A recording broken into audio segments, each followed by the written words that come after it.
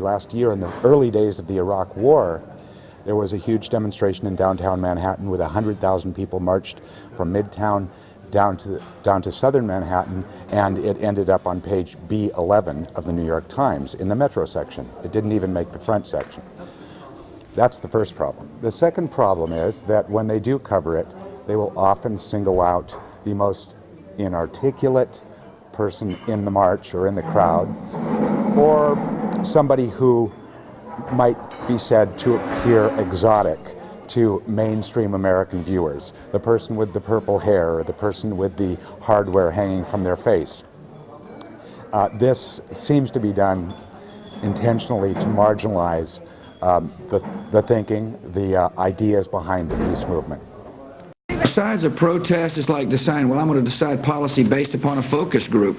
It's upon a focus group. It's upon a focus group. It's upon a focus group. And we found that 71% of the sources who appeared in stories about Iraq were pro-war, but just 3% of those sources on those same shows were against the war.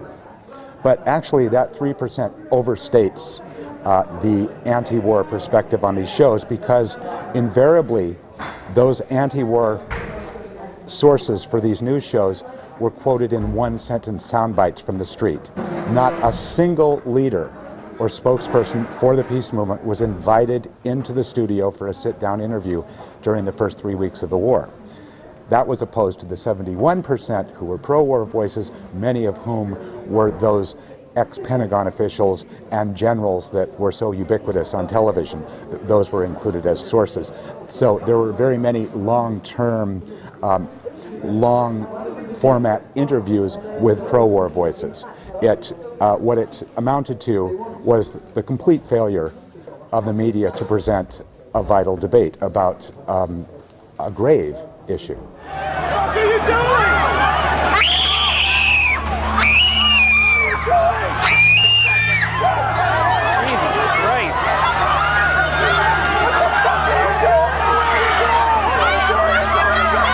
Does it seem to you, along with the anti-war protesters, there are simply people who seem to be seizing on an opportunity just to come out into the streets and simply maybe cause trouble? Absolutely, Julie. Is traffic getting any better there, Amber? Frank, this is a good example of... No war in Iraq. No blood for oil. No war in Iraq. No blood for oil. You can see that people... They are cooperative. They are just being very disruptive. Bush is a terrorist! Bush is the biggest terrorist! Yeah! Maybe they're done. Yeah! Hey, put this stuff on the news! Come on, put some real criticism! 1, 2, 3, impeach Bush! Impeach Bush! This war is going to increase the threat of terror! Impeach Bush! Some tried to stop KTVU photographer Martin Holton from videotaping what they were doing. Get the fuck open! Get the fuck Fuck you, gentlemen! Fuck you, fuck you, fuck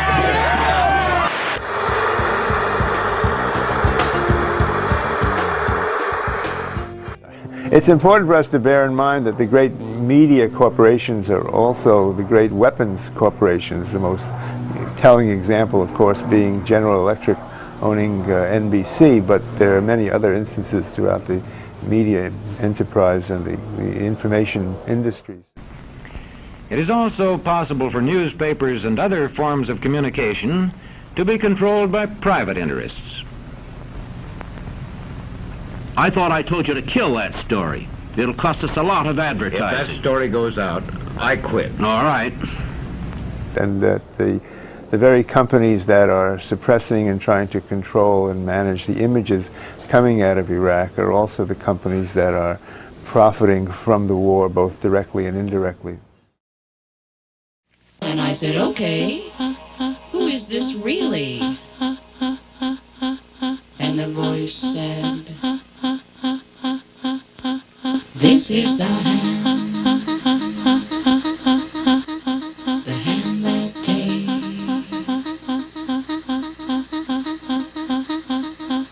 This is the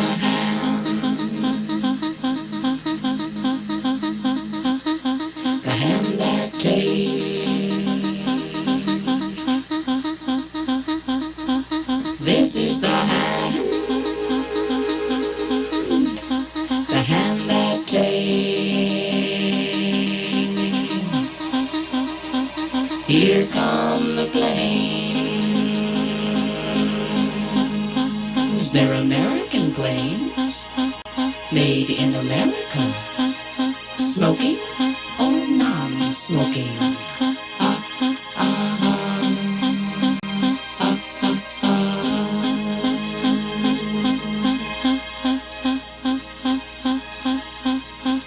And the voice said, Hey, it's not Arab. We're going to take a break for a commercial.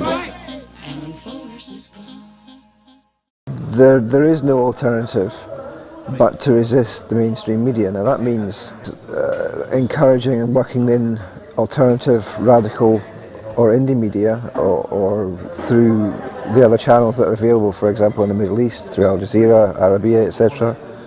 And that is crucially important. I think that's not the only thing that's important though. It also means being involved in attempting to reform the mainstream media and the corporate media and to democratise them. Now in the case of the UK, we will never get proper public service, public interest reporting unless there is some form of democratic control over the media institutions. That means direct control by the public in electing senior broadcasters and direct control in terms of journalists through their unions, ensuring democratic communications. So I think that's part of the struggle.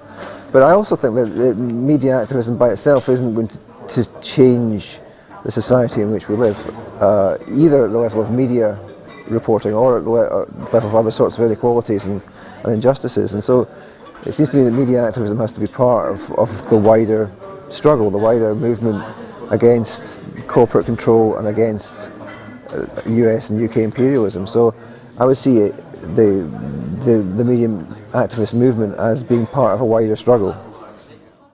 What sort of community do you live in? Where would you place it on a democracy-despotism scale? And to find out what way it is likely to go in the future, you can rate it on economic distribution and information scales.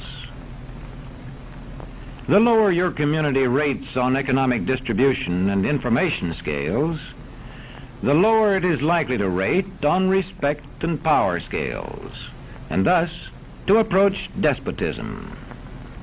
Because as communities go, so goes the nation. What do we want? Real news! When do we want it? Now! What do we want? Real news! When do we want it? Now! What do we want? Real news! When do we want it? Now! What do we want? Real news! When do we want it? Now! What do we want? No more lies! No more lies! No more lies! No more lies! No more lies! What does Prometheus do? Prometheus Radio Project, what we do is we build radio stations for community organizations, small groups that are schools or civil rights organizations.